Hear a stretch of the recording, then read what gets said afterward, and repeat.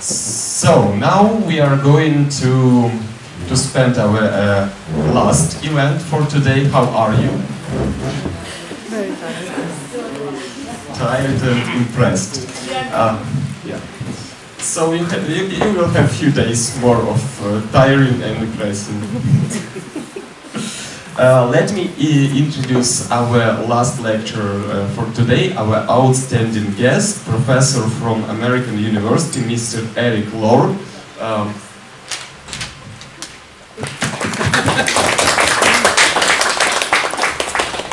Mr. Erік used to teach in Harvard University, and there in Harvard University Press he published his book Russian Citizenship from Empire to Soviet Union. And today in the morning we had lecture about Ukrainian Revolution, and now we will listen to lecture Russia 1917, the great demobilization of the empire. So you are welcome, Mr. Lohr. Thank you very much. So I'm in the worst position for a speaker to be in. That is between the only thing standing between you and dinner. So I'll try not to outstay my welcome and speak too long. What I'm going to speak about today is Russia 1917, revolution as demobilization. There are dozens of different ways in which the revolutions of 1917 have been portrayed over the last century, but I think it's fair to say that the great majority of them have seen them as the result of a mobilization of long gestating forces for revolution against the old regime and then against the newer regime, the regime of the provisional government. The story typically goes more or less like this. In February, the educated society and much of the civilian and military elites joined forces with women and worker protesters on the streets in the capital city to overthrow the Tsar. In the months that followed, workers, peasants, and soldiers became increasingly radicalized, and the Bolshevik Party evolved from a fringe group into a large and growing movement that swept the provisional government out of power. There are many different variants on this basic schema, but the great majority of textbooks, lecture courses, and synthetic histories share more or less these features. And in the world of monographs and academic articles, the plot has been similar for decades, if not even more so. Of course, the Soviet scholarly establishment put enormous energy into proving that the Bolshevik movement was grounded in a broad movement, and that it rode the crest of a wave of popular support and social discontent. With the turn towards social history about 50 years ago, Western scholars wrote dozens of monographs about the growth of social tensions in the decades preceding 1917, about fractures in the social structure, the rise of the working class movement, and the insoluble nature of social tensions in Russian society. This all very much confirmed the basic narrative. When cultural history and the cultural turn came onto the stage, one would think that this methodology is more open to speaking about ruptures and sudden changes, but it actually was slotted into this general narrative quite easily. And the collapse of the Soviet Union brought a renewed attention, as we all in this room know very well, to nationalities. But this too fit into the conceptual framework to a certain degree. The agenda-setting article of Mark von Hagen, The Mobilization of Ethnicity, and the collapse of the Russian Empire is a good example of how even the nationality story could be fit into the mobilization thesis. So no matter how one looks at it, the revolutions of 1917 seem to be primarily the result of a mobilization of forces against the existing order, and this was a mobilization that drew on long gestating forces arrayed against the regime.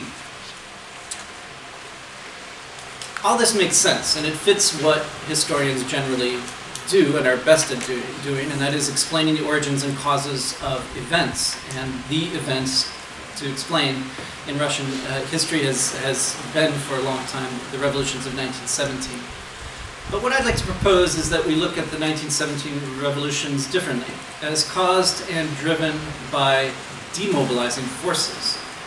After all, if you think of the first domino to fall in 1917, it was essentially a spontaneous demobilization of the Petrograd garrison of 150,000 soldiers who disobeyed orders, mutinied, and within hours switched from the main guardians of order in the capital to the main guardians of revolution in the capital, and the main source, I would argue, of disorder and eventually of state failure.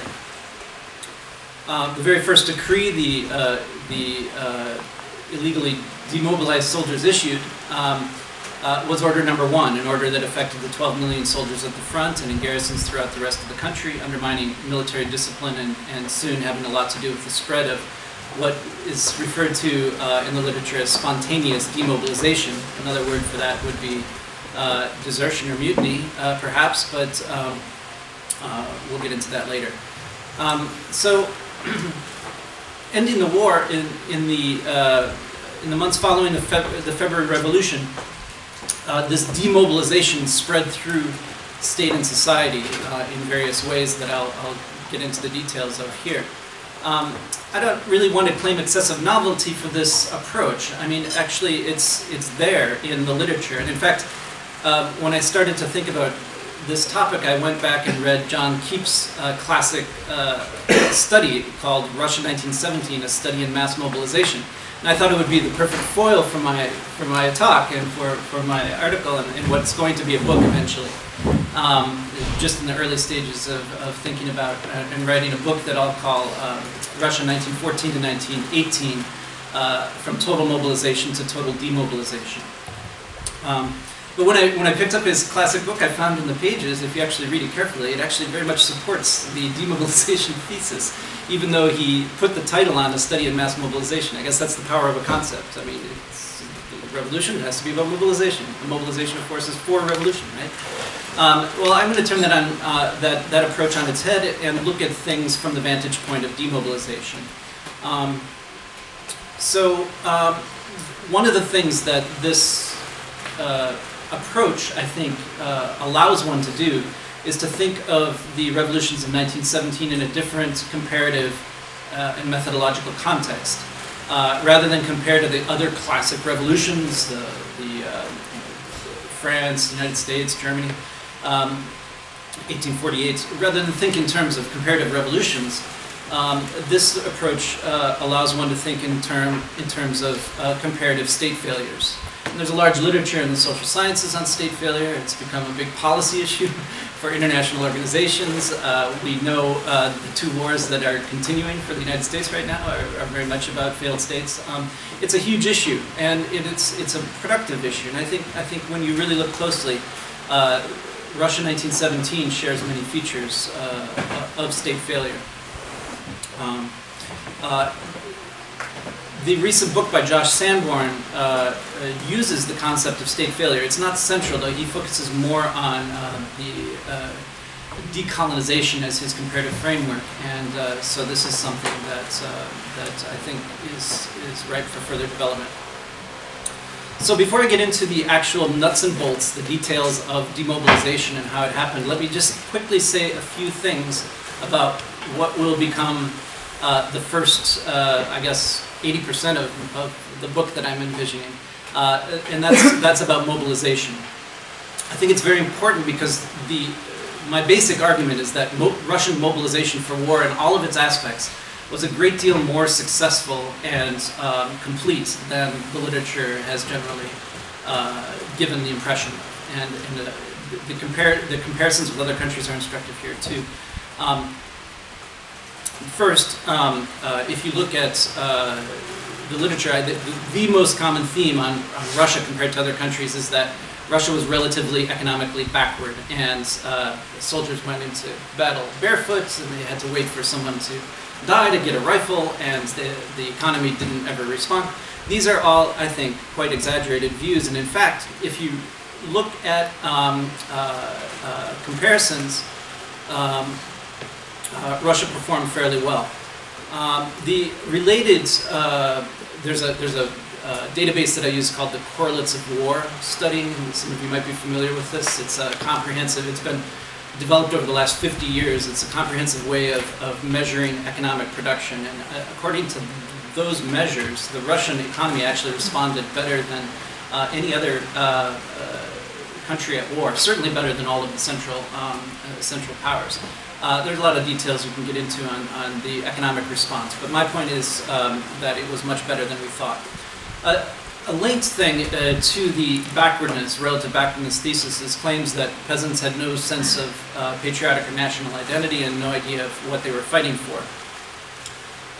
There are a number of studies that are challenging this perspective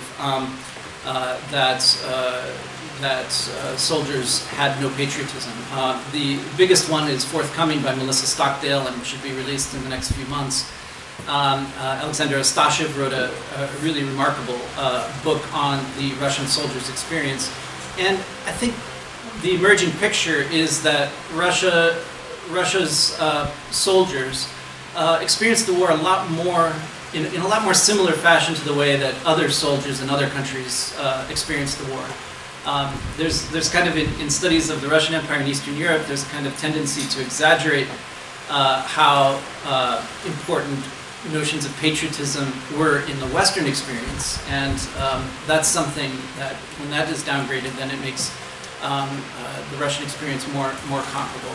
But I think also there's been an underplay of the degree to which mobilization went along national lines or something like national lines in the Russian imperial case as well, and that's something that Stockdale, Astashev, Sanborn, and a number of people have been working on, and I think making some really good points. Another theme in the histories of the Russian army is the sort of bumbling generals. This is something that generals' memoirs very much encourage because they make fun of each other, never themselves, of course, but everyone around them is a bunch of fools. If you read Brusilov's accounts, you'll see where the notion that Brusilov was a great genius comes from. It comes directly from Brusilov.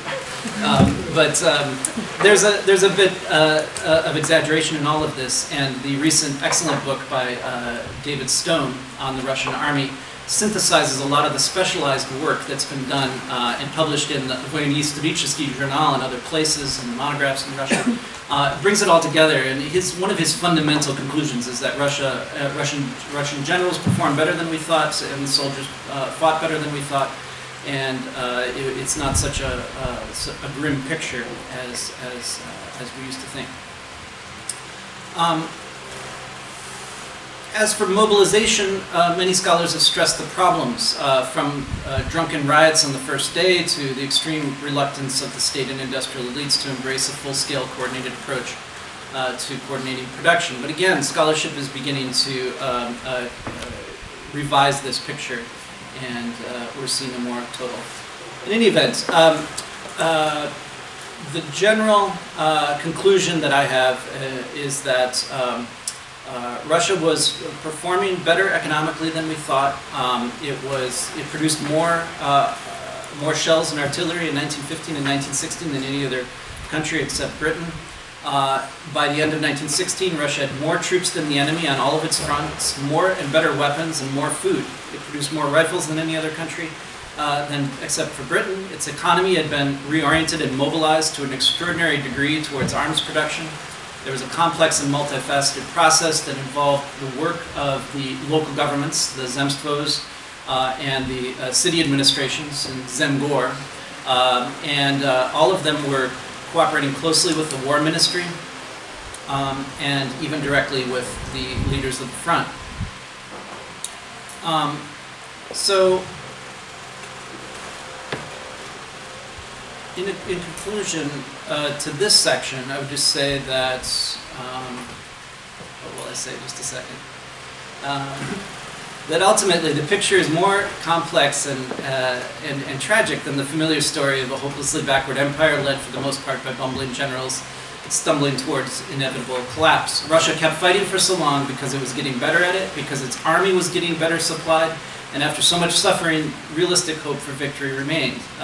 On paper, the Russian army was in the best shape it had ever been relative to its enemies at the end of 1916. Of course, that was on paper, and there are a few little problems that are on the horizon, and we'll get to those now.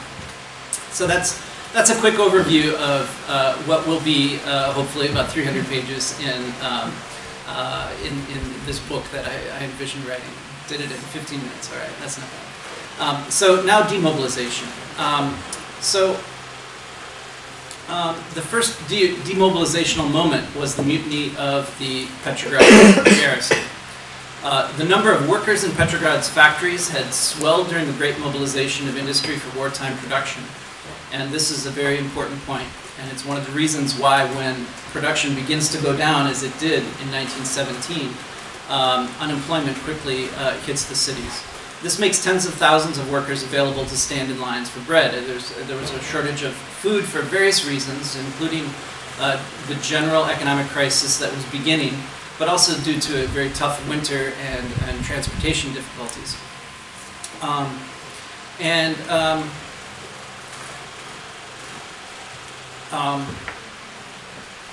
The events of February unfolded, and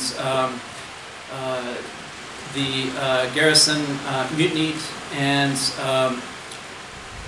soldiers immediately led a series of attacks on the police and on prisons. So what happened is, what began as a series of events on the streets was turned into a revolution in the city of Petrograd by the soldiers who joined the revolution. Those soldiers, once on the streets, then turned immediately to attacking the institutions of order, of state order, that is the police stations and the prisons. And the prisons were emptied out. It's really quite a remarkable story that groups of soldiers in the streets of Petrograd went prison to prison and emptied them out. The perception was that most of the people in the prisons were political prisoners, and they were thus emancipated from political repression. The fact is, a lot of them were criminals and immediately began to engage in criminal activities.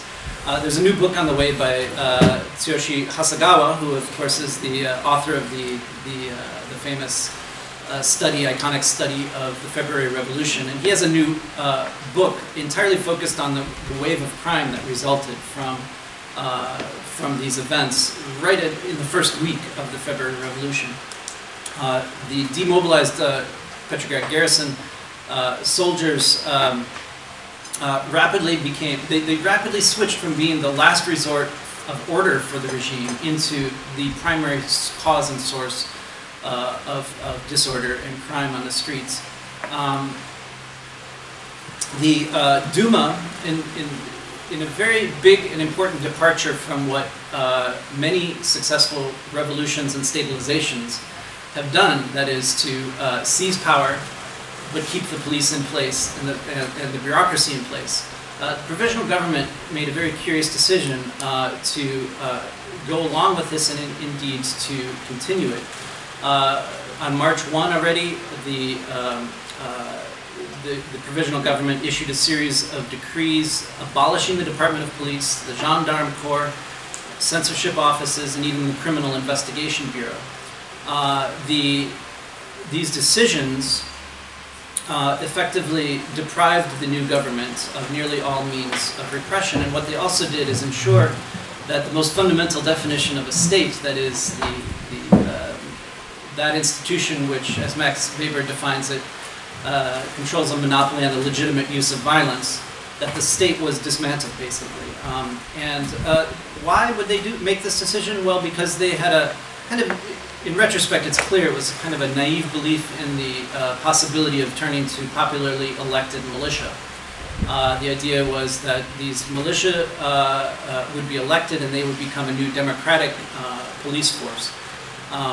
But the militia that were formed on a very ad hoc and decentralized basis, often for a long time, even as late as October 1917, very few of them had any uniforms.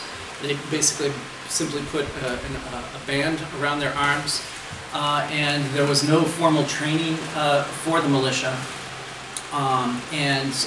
What happened, Hasegawa has some really remarkable stories about what happened is many of the criminals who had been released from prison saw this as a golden opportunity and got uniforms or just tied a band around their arm and then went to rich apartments and said, "We are here, we're the police here to conduct a search and an investigation. I'm going to check to see if there's anything illicit going on here." And by the time they were done with their search, the apartment had been stripped clean of everything valuable. The militia, far from restoring order, the militia, in a sense, became a source of disorder themselves. There was a city militia and a factory militia. They were very separate. The factory militia eventually came to be dominated by the Bolsheviks and became known as the Red Guard. And of course, they're the ones who conducted the October coup or revolution or whatever you want to call it. These militia also engaged in all kinds of activities, revolutionary activities as well. So they were far from the definition of a new police force. There's almost no continuity from the old to the new. So you have a demobilization of soldiers in the capital city that is accompanied by a demobilization of the police force, and it went deeper than that. I was just in the archives in Moscow looking at the files of the Ministry of Interior, which of course was basically the entire administration at a provincial level, not just police, but the administration. And there were massive firings at all levels. The governors, not just the governors, but assistant governors and many high-level employees were systematically fired, and took a long time often to replace them. And often they were replaced with people who didn't know what they were doing, frankly. And so the administration is thrown into total chaos very, very quickly after the February Revolution. And it's this which paves the way for the continuing demobilization. In many successful revolutionary transitions in the world, there's a period when there's a period of lustration or firings of very prominent leaders of bureaucratic agencies and of the police and the instruments of order for the state. But usually it's more of a kind of symbolic thing, and the bulk of those administrations is left intact. And in the Russian case, this is not the way things proceeded. It was a much more of a total and conscious dismemberment and disintegration, demobilization, you might say, of the state. The dismantling of the forces of order, of course, began with the Petrograd garrison. It spread to other garrisons very quickly in the country's interior, to police of nearly all types. The wave of crime, just to give a sense of the scale of it, from March to April 1917, the number of reported murders was 10 times higher than the same period for 1916, and the number of thefts was 14 times higher. And these are reported. They were probably underreported.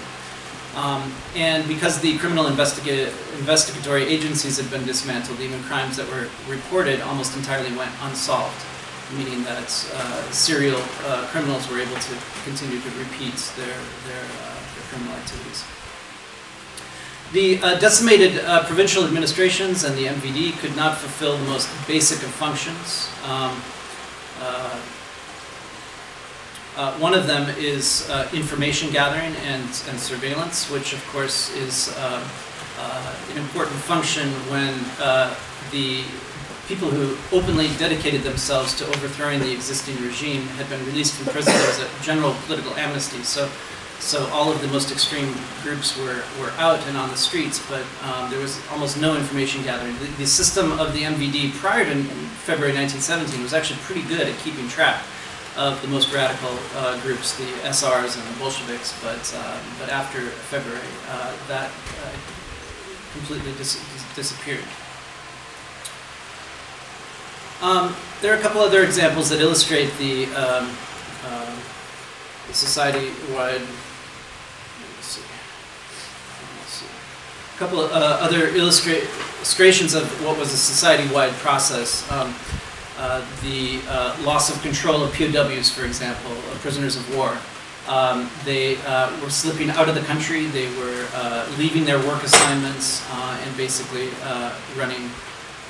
doing whatever they pleased. Another example is of the impact of demobilized soldiers, soldiers who were returning from the front.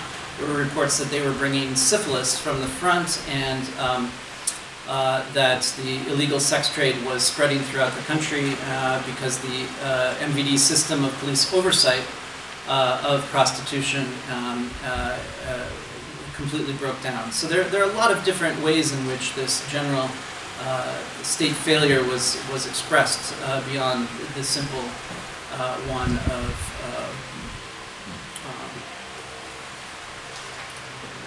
sorry, I'm going to switch to my paper version here. So the breakdown of order, the demobilization of order was something that happened with society and state. It was the state failure itself can be seen as an element of the Great Demobilization. The demobilization of the army is the other part, of course, and the most important. So the general tradition of discussing the demobilization of the army shows, based on Wildman's work and others, shows that there was a steady rise of desertion as soldiers at the front became increasingly war-weary and went back to the village. But recent scholarship, and especially here Alexander Astashev's work, has challenged the narrative on a couple points. The first is that the total number of desertions prior to February 1917, he argues, was much less than we thought.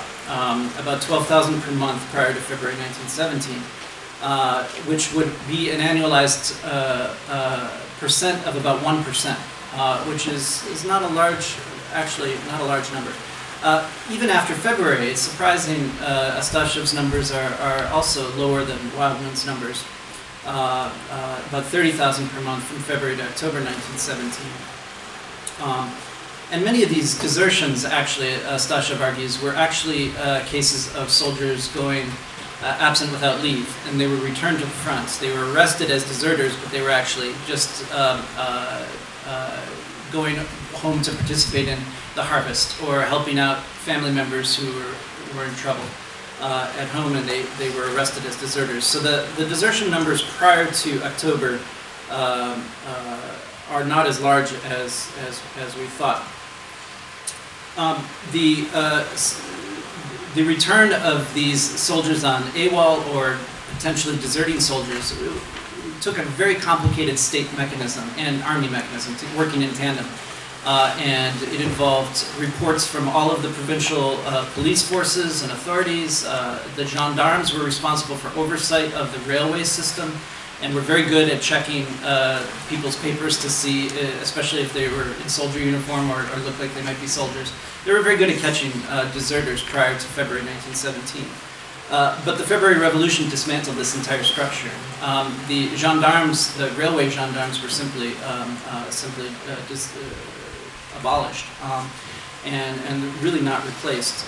So the increase in soldiers leaving the front, illegally demobilized soldiers from the front, might be just explained by the lack of oversight and lack of ability to catch soldiers. But those who did escape from the front or who ran away from the front were a very small minority, but they tended to be an unusual sample for their boldness, their willingness to flout laws and social norms, and even simple criminality. The reports from all the cities of the empire often report that soldiers were leading cases of disorder, riots, theft, and the like. So, Wildman and Gorodetsky, in the two most important studies of desertion and demobilization to date, they go to great lengths to interpret soldier actions as purposeful and directed towards political aims. First, in forcing the government to sue for peace, and then after October to support the Bolshevik seizure of power, and in their rendering, the Bolsheviks tried to slow down demobilization and to conduct it in orderly fashion according to the political dictates of the Bolshevik Party and according to their tactics.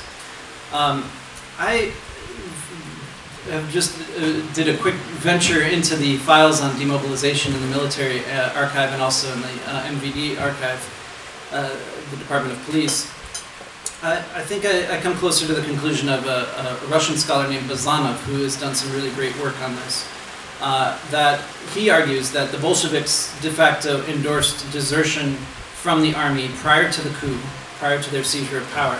And even immediately afterwards, they endorsed a mass, what they called spontaneous demobilization, against the opposition of the commander-in-chief of the army, Dukhonin, and against most of the soldier military revolutionary committees who were still trying to keep soldiers in defensive positions until a formal peace could be concluded. Lenin and the Bolsheviks did this as part of their political strategy. And in fact, it took a lot of effort actually to get soldiers to desert. And the way Lenin did it was by broadcasting a radio declaration on November 9 that peace negotiations were begun. And he did this as an end run around the commander-in-chief of the army and the military revolutionary committees. And he appealed directly to soldiers with a message basically that it was okay to disobey orders, to engage in fraternization with the enemy, and to demobilize without the permission of either. And it happened. I mean, he called for it and he got it. On November 10, against the wishes of the Army Command, Lenin broadcast on the radio that the conscription class of 1899 was preemptively demobilized.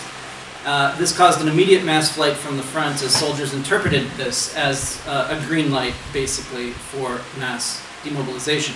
By December 10, 26% of the soldiers of the northern and western fronts had left, this put the old SR and Menshevik military revolutionary committee leaders who had opposed immediate demobilization in a very difficult position, and many of them lost elections that were held in that month and in those weeks to Bolsheviks, and soldiers basically were voting for immediate demobilization by voting for the Bolsheviks. So demobilization of a 12 million man army, even under the best of conditions, would be a massive and difficult and complex undertaking. And in fact, both the old regime and the provisional government had drawn up extremely complicated and detailed plans for demobilization, which they knew would eventually come. They worked on the food provisions, on the routes home, on ensuring a military and police presence at railway stops to preserve order on the way home, medical inspection stations and sanitary troops to prevent the spread of epidemics, etc., etc. All this involved complex negotiations and close communications at all levels. The Bolsheviks, of course, threw all of this to the side, eschewing any kind of coordination or compromise with the military command, and even collaboration with Mensheviks and SRs in the military committees, essentially giving a green light to spontaneous demobilization. And the results, Lenin stated this openly. He said, the sooner we demobilize, the sooner the army divides into units, the sicker it becomes, and the sooner the country will be ready for new challenges. So the Bolshevik coup not only encouraged army collapse, it was also a direct result of state collapse. The further elements of state failure that immediately emerged from the Bolshevik takeover started with a strike by the entire railway worker union. And that strike was joined very quickly by many of the civil service employees from many of the ministries. Many employees simply quit work or were fired by the new regime. How did Lenin respond to this and the Bolsheviks? Well, he empowered Felix Dzerzhinsky to respond by firing and arresting participants in these strikes. And in essence, he, rather than negotiate with these employees, with all the knowledge and all of the experience that they had to run the state, he basically refused to negotiate and fired them en masse, thereby further developing very quickly state failure. And if you read the files of the people who took over, as I did just last month, you quickly see that they're starting, their knowledge basis is starting from almost nothing. And for example, in some of the communications about demobilization, the demobilization of industry, which was an enormously there were huge files in the very desks that these people were working on how to conduct demobilization. The new authorities were asking the most basic questions and asking for information, and it's very apparent that they're in over their head, and that this series of events was essentially brought about a massive state failure. So these are some of the elements of demobilization and state failure as they emerged. As the demobilization of soldiers at the front, likewise, just occurred in a very spontaneous fashion. And in fact, the Bolsheviks didn't move from these declarations giving a green light to demobilization to any kind of coordinated plan until December 15, when they finally called a general army convention on demobilization, which gathered in Petrograd with representatives of the Soviets at the front.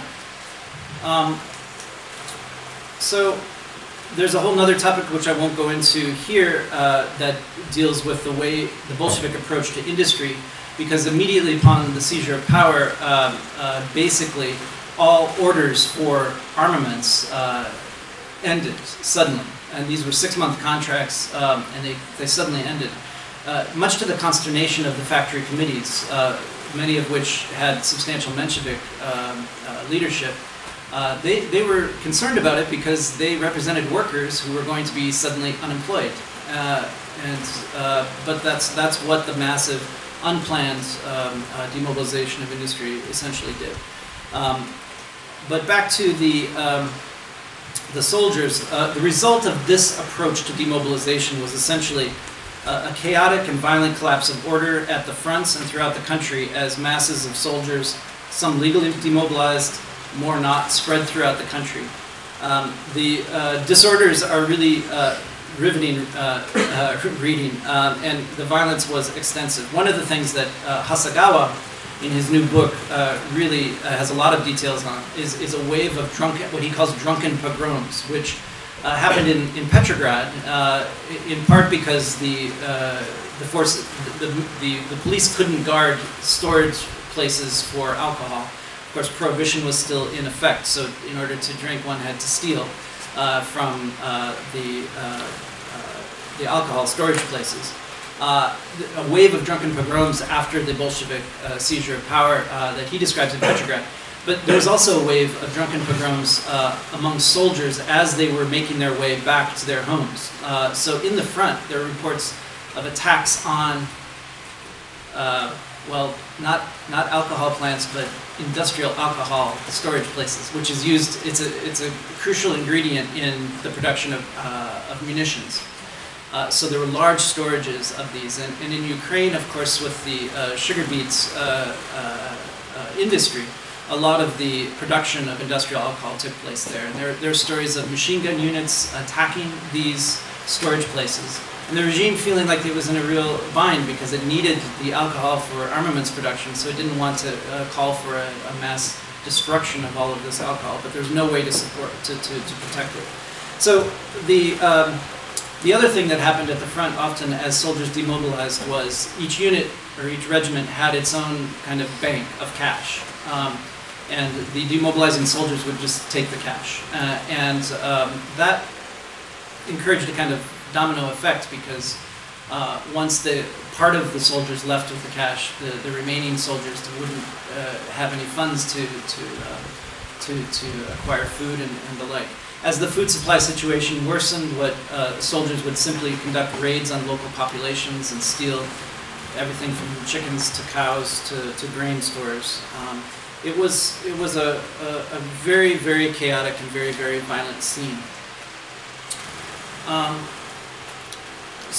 Demobilizing soldiers also often left with weapons. The Bolsheviks did not approve of this, but again, because they supported the wild nature of demobilization for political reasons, they didn't actually attempt to ban demobilization with weapons until December 13. So many of the initial wave of people who left with weapons, which of course then many of those weapons ended up being used in the violence that occurred in villages in the agrarian revolution, but also at railway points and in cities throughout the land.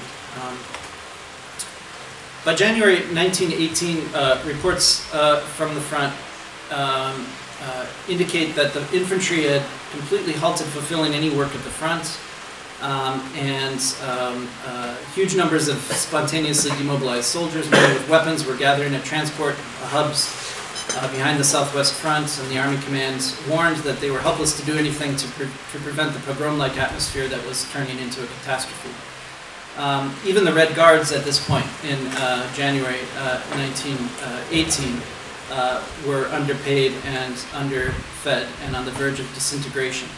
So I'll conclude with this by saying that I could go on and give more and more examples of the chaos and state failure, the elements of state failure that was sweeping the land in the month of the Bolshevik takeover and the months following. But I think you get the sense of my main point, and that is that the Bolshevik claim to state power was really only possible when there was no one left to represent the power of the state. No police, only a rudimentary militia that was outnumbered by Red Guards, an army in reserve that could not fulfill its traditional role, that of the last resort of the state for domestic order, an army at the front that was contributing to both state and army failure and certainly could not be used to preserve or protect the state. So Lenin, in some sense, and the Bolsheviks were more like a wrecking ball of the state and the army than an architect of revolution. More an agent of state collapse than an author of a coup to seize the reins of power and keep that state going under new leadership. In short, October was a moment of demobilization far more than it was of mobilization. That's it.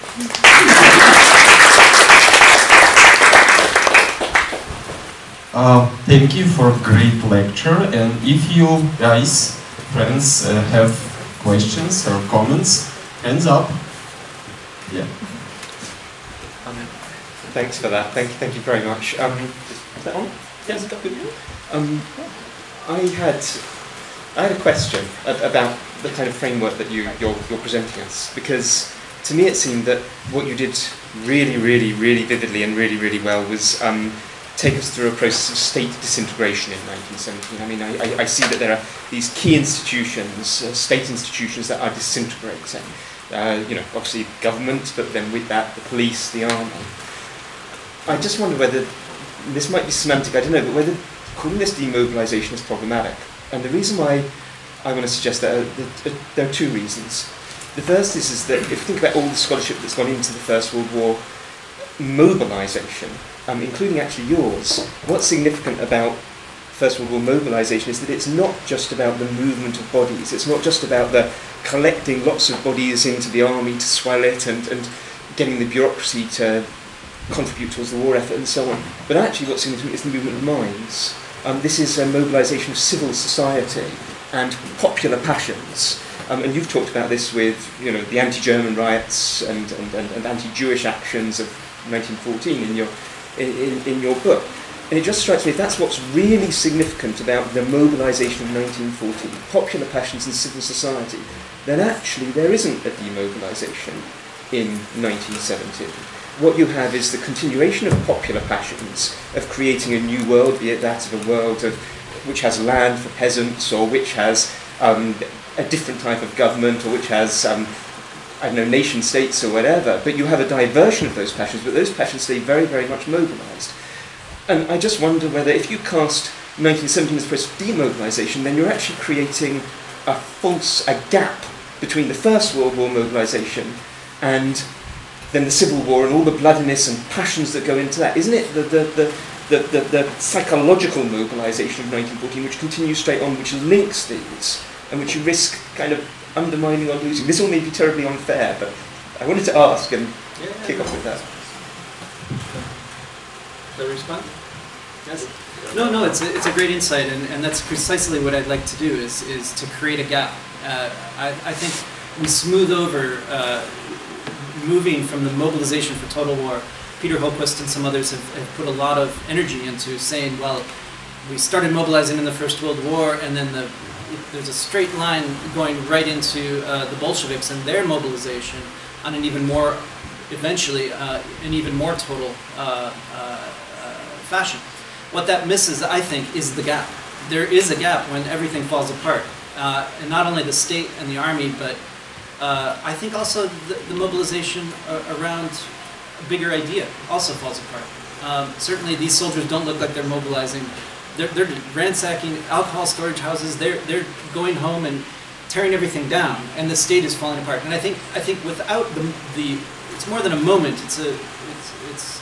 It's a couple of years of a almost total vacuum of power before the Bolsheviks can actually really restore a state of some sort that really runs things. And even so, I mean, gosh, I mean, it takes a while. I mean, it depends on what you're talking about, but Bolsheviks basically have no presence in the countryside until the 1930s again. So it takes a long time to put Humpty Dumpty back together again and create a new state. And I think it's there's not a smooth line from one to the other, from total mobilization for total war to total mobilization of a new type of society. I think the discontinuity is more important for understanding the whole thing than the elements of continuity that still do exist. So, yeah. Thank you. Another question, another comment. There. Mr. Pierre. Thanks very much. I thought that was great. It's very persuasive. I just had a question about what possibly happened at the provincial level and in provincial cities. I mean, you mentioned the role of urban local organization in enabling a successful economic mobilization. So what happened to those organizations after the coup in between February and October? I mean, do you see the same type of dismemberment? Dismantling at the local urban level as well, or is that a slightly different process? Yeah. I mean, the Bolsheviks outlaw a lot of the organizations, and many of them just fall apart. And as the economy totally collapses, really, that also removes I guess, the role in coordinating the economic system as production just totally declines due to the general economic collapse. But yeah, a lot of the organizations are actually banned. There's a kind of process by which the Bolsheviks say either the party's taken over everything and no, but each story is different, so it depends on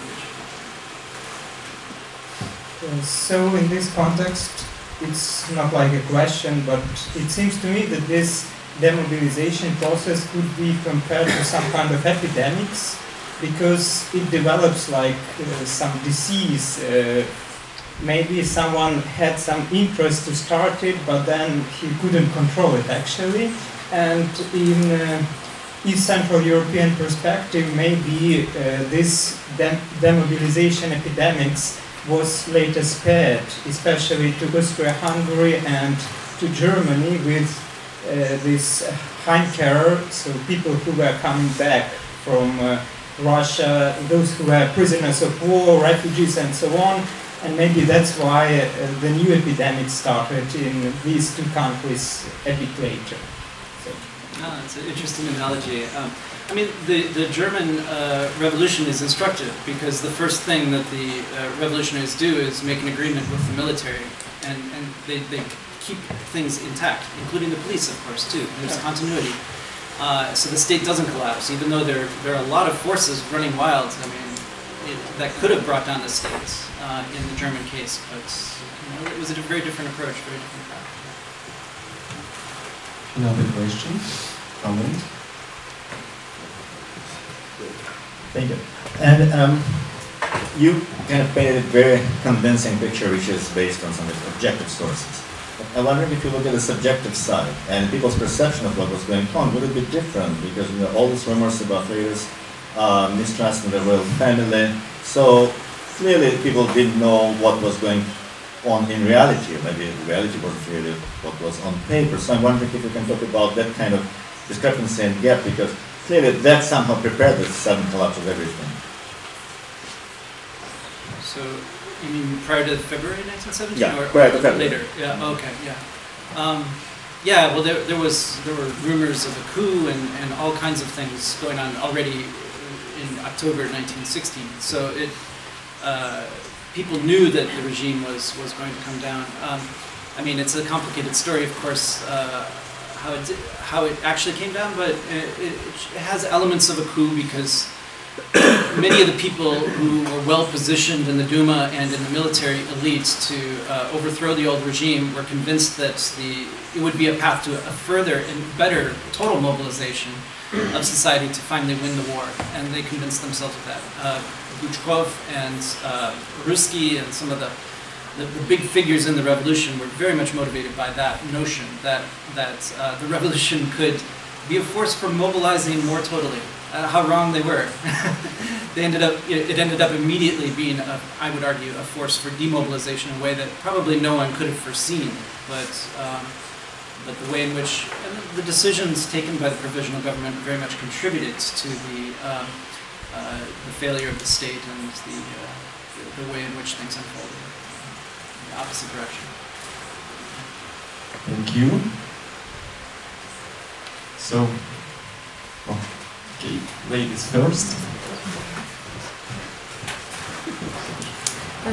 I wonder if there is really mobilization for war, because maybe it was a mobilization for revolution, because I think that maybe the role of the revolution of 1905, 1906 was the really strong exercise for this revolution,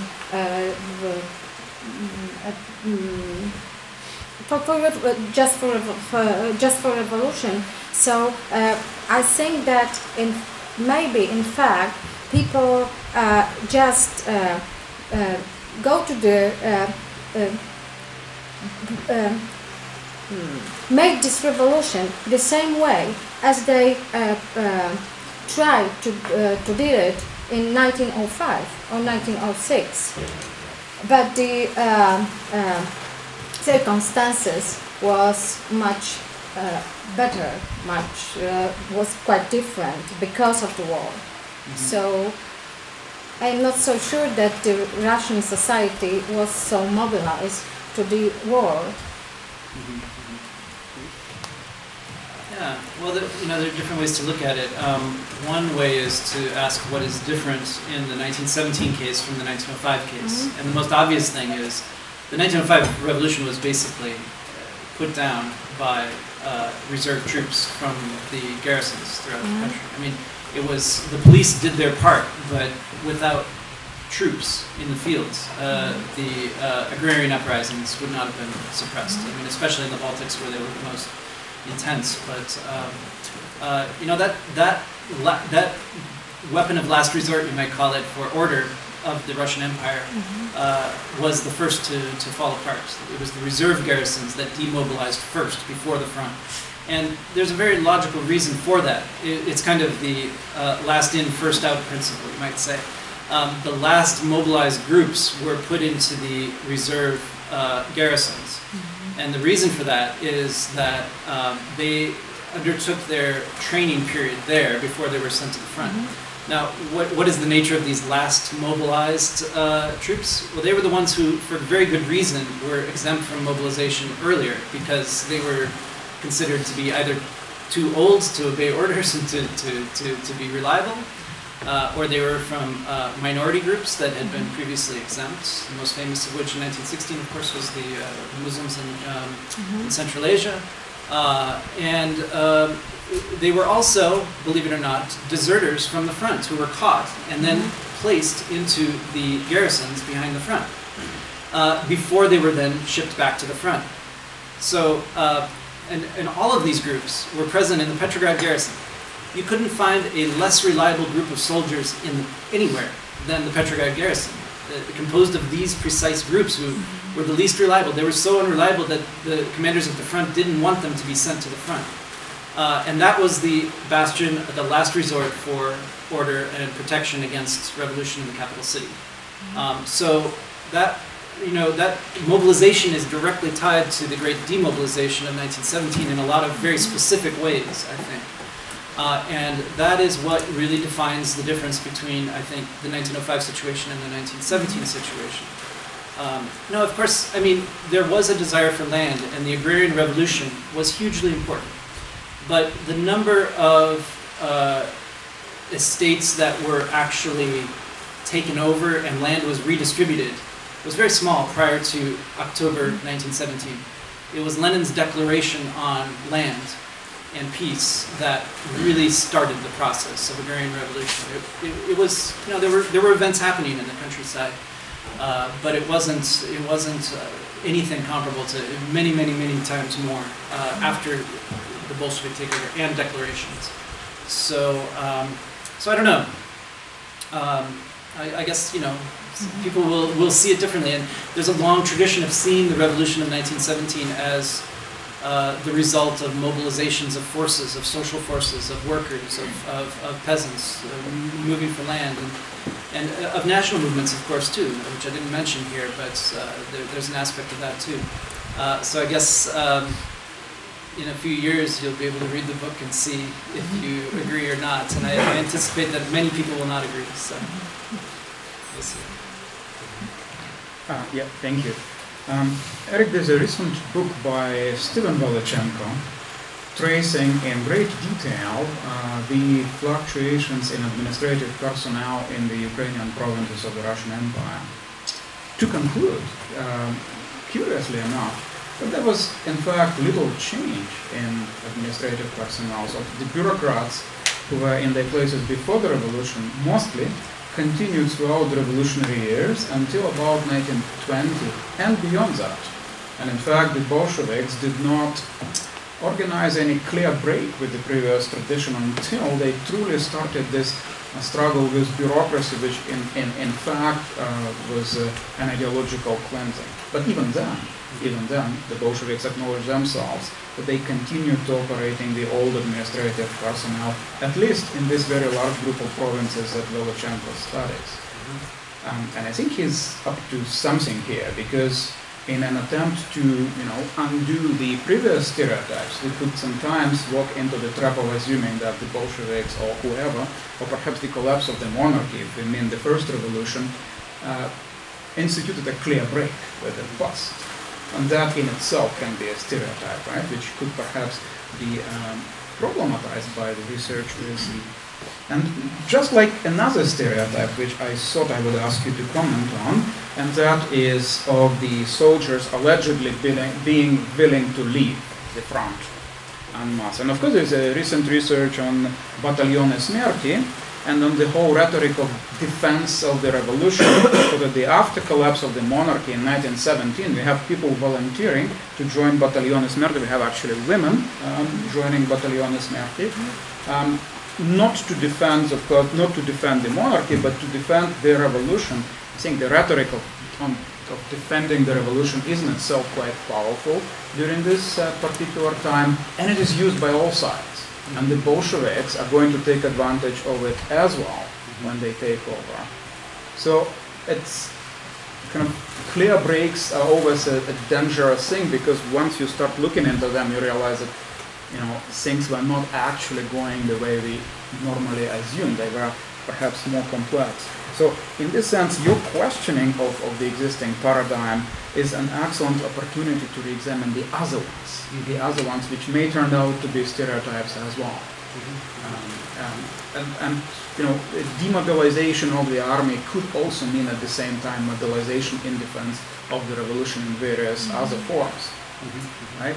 So the Bolsheviks dismantled Battaglione Smerti in December officially, 1917, but that's precisely the moment when the Bolshevik army starts forming, which we actually see. But the Bolshevik war with Ukraine starts, essentially, the Ukrainian People's Republic in the same months, and they have a well-documented story of how a small detachment of about 6,000 Severny Lituchi Otrяд. Baltic sailors certainly did not demobilize, because they're actually arriving there to crush the high command first, to lynch Dukhonin, and they are the same people who subsequently moved to Ukraine to start the civil war there. And this process is unfolding in December and January and February, going into 1918, basically by way of growing the small army of 6,000 into a much larger group of people who are propelled by the same slogan already introduced by the provisional government defending the revolution. So there is a remarkable continuity there as well. So I welcome by all means your kind of skepticism there. Just saying that perhaps we should re-examine other concepts as well that we take as accepted. Excellent points, and you know, this is a schematic kind of presentation, and the details are going to have lots of counterexamples, and this will be very valuable to look at. at the degree to which the purge of former officials, how deep did it go, and I'm sure there were great differences too between different ministries and different branches of the state. I do know that the police, many of the Department of Police officials sent petitions in asking to be reinstated and were denied permission to do it after February 1917, and then I haven't looked deeply enough into the post-October 1917 situation yet, but I assume that there were similar things. I do know that some military commanders proposed just reforming, saying, well, let's keep our unit intact and just reform it. You can have a Bolshevik commissar or whatever you need, to ensure that we're politically correct, but just let us keep our unit intact. Lenin, against the opposition of many of his comrades, pretty consistently opposed that. At least that's my sense. He preferred to form the Red Army from a corps of Red Guards who were recruited and trained from the start, and then maybe to bring some of the army back around it. But he wanted a politically reliable military, and he didn't want to just continue the old military in place. But of course, I have a lot more research to do, and I'm sure that on a case-by-case basis, they found ways around this to keep the army. And the other thing is,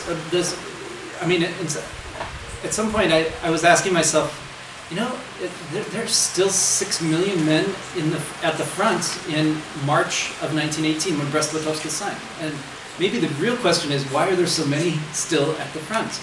And I think there are a couple answers to that preliminary that I have. And one is that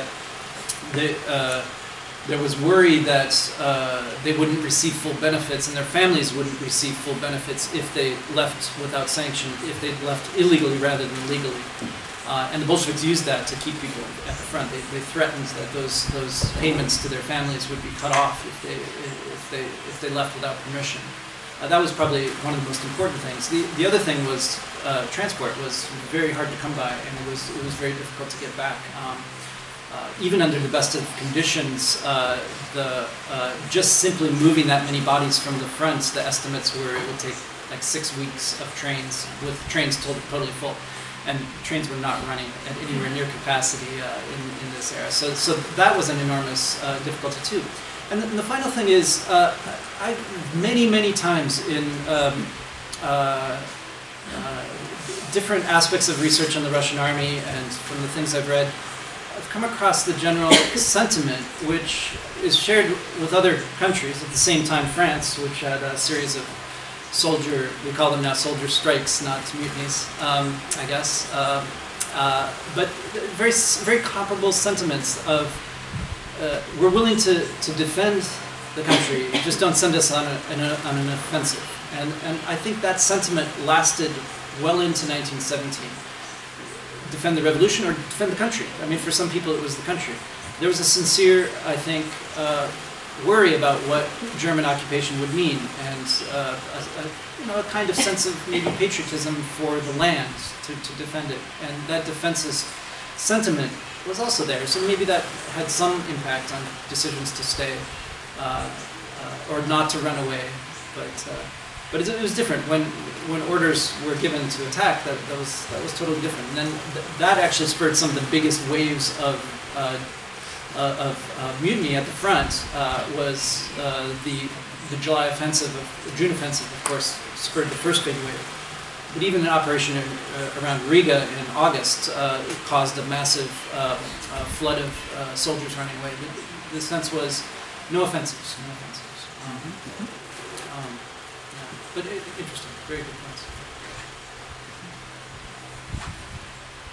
Thank you very much for this lecture and for this discussion. Thank you.